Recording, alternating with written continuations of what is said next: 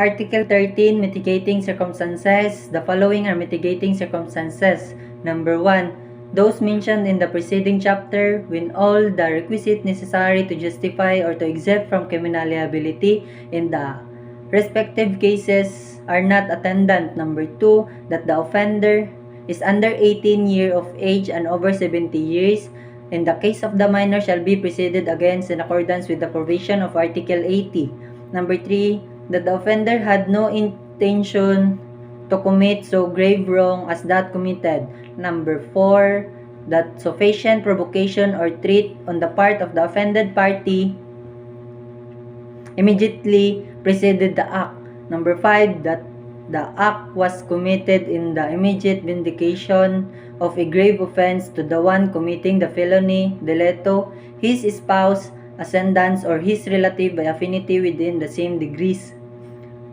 Number 6, that of having act upon an impulse,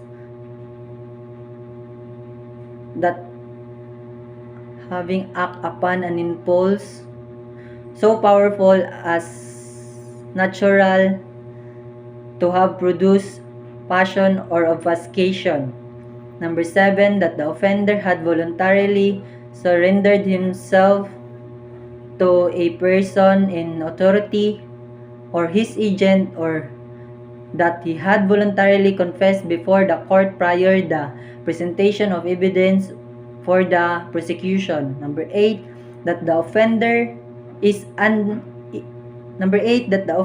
is deaf, blind, and dumb, or otherwise suffering some physical defect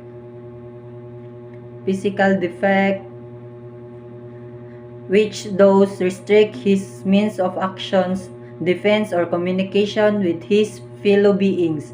Number 9, such illness of the offender as would diminish the exercise of the will power of the offender without, however, depriving him of the consciousness of his act. And finally, any other circumstances of a similar nature and analogous